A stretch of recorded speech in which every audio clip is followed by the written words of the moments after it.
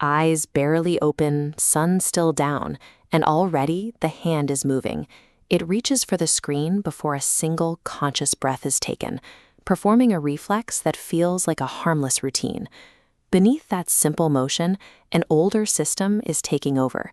Before your feet ever hit the floor, your brain has opened a script you didn't write. That first interaction with the screen surrenders your morning to a behavioral program you never actually chose to run. Think of the subconscious mind as a vast library.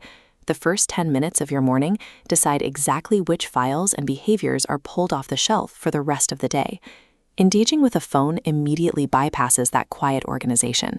It floods your mind with external expectations, demands, and the chaotic needs of other people. This starts a silent, endlessly repeating loop, a reactive mechanism that requires zero active thought to keep moving. Repeating this sequence every morning cements a narrow set of daily limitations, one scroll at a time. In the first 60 seconds of waking, digital notifications introduce an external agenda. A headline or a message lands in your lap, and your focus shifts instantly to someone else's crisis.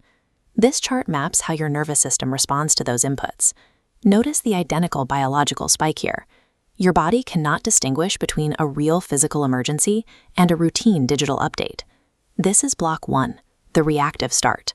Managing these digital emergencies prevents you from structuring your own day. You are busy reacting to the world before you've even had a sip of water.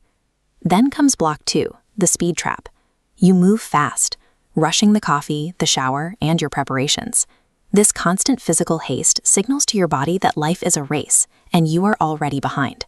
This physical speed elevates baseline cortisol levels.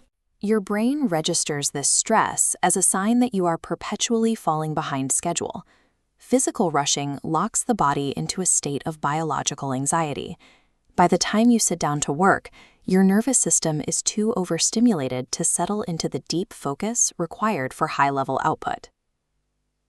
Block 3 is noise pollution. Absorbing news, podcasts, or opinions the moment you wake up creates a sequencing error. You are receiving someone else's frequency before you've had one unfiltered moment with your own thoughts. This forces you to build an emotional weather system based entirely on borrowed external inputs. This visualization shows your daily willpower. The battery level depletes by 10% for every minor choice, deciding what to wear, which cup to use, or which message to answer. This is block 4, the decision-making drain. Spending finite willpower on trivial tasks early in the morning leaves less capacity for the high-impact decisions that actually shape your future. Your subconscious mind requires predictability to function efficiently. Early morning chaos and constant minor choices destroy that predictability, draining your potential before the day truly begins. Block 5 is the quietest, the lack of intent. It is a slow, non-dramatic drain caused by the total absence of active decision-making. There is a difference between waking up in your life and waking up to it. Most morning routines are defined by pure passivity. This chronic lack of intent transforms you.